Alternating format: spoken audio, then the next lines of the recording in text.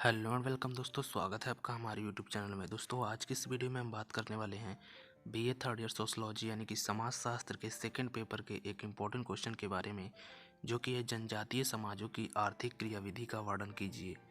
तो चलिए आज का वीडियो शुरू करते हैं और देखते हैं कि जनजातीय समाजों में जो है आर्थिक क्रियाविधि क्या होती है और जनजातीय समाज में लोग आर्थिक रूप से किस प्रकार से रहते हैं। तो यहाँ पे उत्तर में हम देख लेते हैं, भारतीय जनजातियों को अर्थव्यवस्था की दृष्टि से निम्नलिखित श्रेणियों में विभाजित किया जा सकता है। यानी कि जो जनजाति समाज है वो जो है अपना आर्थिक जो पूर्ति है वो किस प्रकार से करता है, आर्थिक रूप से वो मजबूत या कमज़ोर किस क्षेत्र में है, या वो कौन कौन से काम करके अपने आर्थिक जो है काम चलाता है। तो यहाँ पे पहला दिया गया है शिकार तथा भोजन संग्रह करने वाली जनजातियाँ, यानी कि शिकार और भोजन जो संग्रह करती हैं उन जनजातियों के बारे में इसमें हम देखने वाले हैं।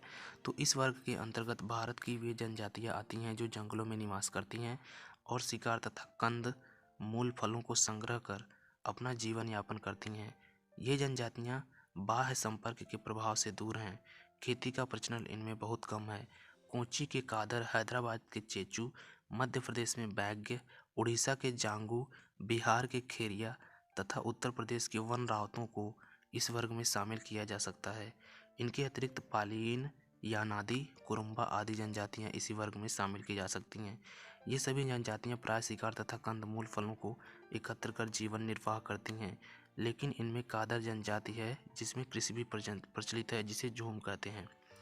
यहाँ पे कहा जा रहा है कि जो ये जनजातियाँ हैं, झांगो हो गई, चेचू हो गई, कादर हो गई, कुरुम्बा हो गई, पालियन हो गई, इस तरह की जो जनजातियाँ हैं इनका जो आर्थिक स्रोत होता है, यानी कि इनके कमाई का जरिया या इनके जीवन यापन का जरिया जो होता है वो कंदमूल और फलों को जो है एकत्र करना और उन्हीं से जो है अपना जीवन निर्वाह करना, इनका यही जो है आर्थिक जो है कमाई है। यानी कि इनकी कमाई वमाई कुछ नहीं होती है। ये लोग जंगलों में रहते हैं और जंगलों में जो भी चीज़ है, जो भी संसाधन उपलब्ध हैं, उन्हीं संसाधनों का उपयोग करते हैं और उन्हीं संसाधनों के ऊपर जो है ये निर्वाह करते हैं अपना जीवन, यानी कि अपना जीवन जो है जंगल के ऊपर निर्भर होकर काटते हैं। यहाँ पे दूसरी जो जनजाति हैं उनकी बात की जा रही है कि पशुपालक जनजातियाँ। पशुपालक जनजाति यानी जो पशुओं को पालती हैं, उस प्रकार की कौन कौन सी जनजातियाँ हैं, चलिए देख लेते हैं। इस प्रकार की जनजातियों का मुख्य व्यवसाय पशुपालन और दूध घी आदि को बेचना है। यहाँ पे जो है ये बेच के जो है अपनी आर्थिक क्रियाविधि को पूरा करते हैं, जबकि इससे पहले हम लोगों ने देखा कि वो लोग जो है कंद मूल फलों को इकट्ठा करते हैं और अपने में आदान प्रदान करते होंगे, उसी से जो है वो अपना जो है जीवन निर्वाह करते हैं। लेकिन यहाँ पे जो अगली जनजाति है पशुपालक जनजाति, ये जो है पशुओं को पालती है, उनके दूध घी आदि को बेचकर अपना जीवन यापन करती है। इनका कहीं निश्चित निवास नहीं है, यानी कि ये जो है कहीं पे निश्चित रूप से रहते नहीं हैं। जंगलों में पशुओं को लेकर एक चारागाह से दूसरे चारागाह में विचरण करते रहते हैं। ये जो है जंगलों में एक चारागाह से, यानी कि जहाँ पे चारा है वहाँ पे ये जाते हैं और वहाँ पे अपने जो पशु हैं उनको खिलाते हैं और उसके बाद दूसरे चारागाह में, जब वहाँ का चारा ख़त्म हो जाता था तो दूसरे चारागाह में चले जाते हैं और इन पशुओं से होने वाली आमदनी द्वारा अपनी आवश्यकताओं को पूरा करते हैं। और जो ये पशु हैं इन्हीं के द्वारा जो है अपनी आवश्यकताओं को ये जो है पूरा करते हैं।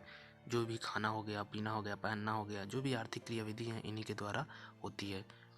पशुपालन ही इनके अर्थतंत्र का मुख्य आधार है। यहाँ पे जो है कहा जा रहा है कि पशुपालन जो है जी इसका जो है अर्थतंत्र का आधार है। इसलिए जनजातियों में पशुओं के प्रति पवित्र भावना पाई जाती है। यानी कि इन जनजातियों में जो है पशुओं के प्रति पवित्र भावना पाई जाती है। ये पशुओं से जो है प्यार करते हैं और उन्हें दुलारते हैं, यानी कि पशुओं से इनका बहुत ज़्यादा लगाव होता है। भारत की तोंडा जनजातियों को इसी वर्ग में शामिल किया जा सकता है। यहाँ पे कहा जा रहा है कि भारत के जो तोंड़ा तोंड़ा जनजाति है उसको जो है इस वर्ग में शामिल किया जा सकता है।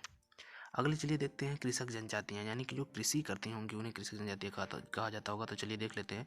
भारतीय जनजातियों की बहुत बड़ी जनसंख्या कृषि द्वारा जीवन निर्वाह करती है। इन्हें दो वर्गों में विभक्त किया जाता है, यानी कि जो बहुत बड़ी जनसंख्या है जनजाति की वो जो है कृषि में जो है निर्वाह करती है, यानी कि कृषि जो है उसकी आर्थिक क्रियाविधि का प्रमुख साधन है। यहाँ पे इन्हें दो वर्गों में विभाजित किया गया है। पहला जो है अस्थायी रूप से खेती करने वाली जनजातियाँ। अनेक जनजातियां एक निश्चित स्थान पर अस्थायी रूप से बस गई और खेती करती हैं। अनेक भारतीय जनजातियां अस्थायी रूप से खेती करने लगी हैं। इनमें बंगाल के संथाल, मद्रास के बटगर, इरूला, परजा, असम से खासी, बिहार के मुंडा तथा खटीमा के थारू उल्लेखनीय हैं। यहाँ पे कहा जा रहा है कि अस्थायी रूप से जो है खेती करने वाली जनजातियाँ जो हैं उनके नाम दिए गए हैं बड़गा, इरूला, खासी, संथाल। ये जो है थारू जो है ये जो है एक स्थान पर बस गए हैं और वहाँ पे जो है ये खेती करते हैं। दूसरा जो है अस्थायी रूप से विकसित होने वाली जनजातियाँ। इनको कहा जा रहा है कि अनेक जनजातियां एक निश्चित स्थान पर खेती नहीं करती। कुछ समय एक स्थान पर खेती करने के बाद भूमि की उर्वरा शक्ति कम हो जाती है, तो जंगल के किसी नए भूभाग को आबाद कर खेती शुरू करते हैं। इस स्थानांतरित खेती को भी विभिन्न जनजातियों में अलग अलग नामों से संबोधित किया जाता है। नागा लोग इसे झूम, मारिना लोग पैड़ा, मूड, पोड़ू, बेंगा लोग बेवर नाम से जानते हैं।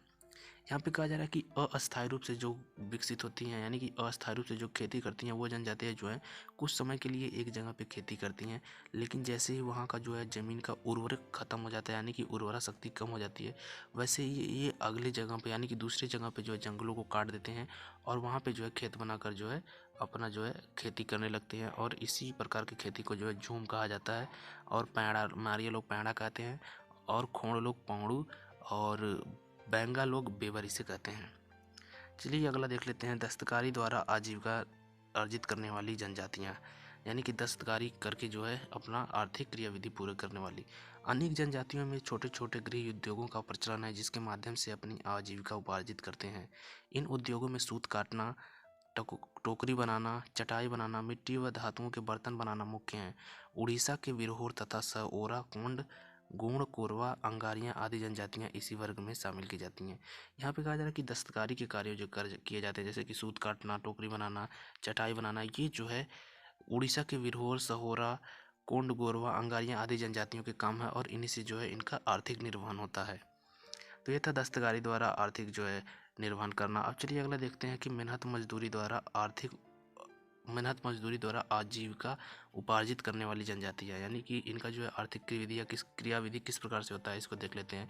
जिन क्षेत्रों में विभिन्न उद्योगों की स्थापना हुई है, वहाँ की अनेक जनजातियाँ विभिन्न औद्योगिक केंद्रों में नौकरी करने लगी हैं।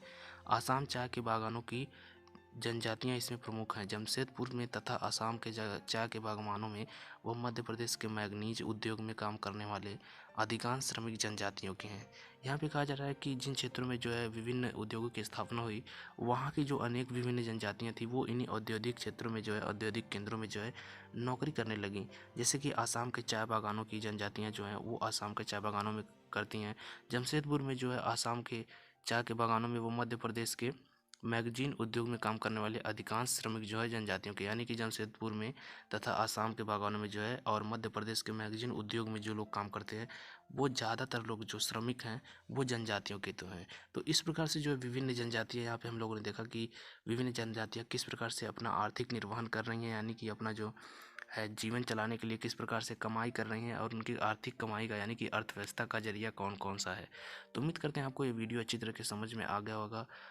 मिलते हैं आपसे नेक्स्ट वीडियो में, तब तक के लिए आपका वीडियो देखने के लिए धन्यवाद।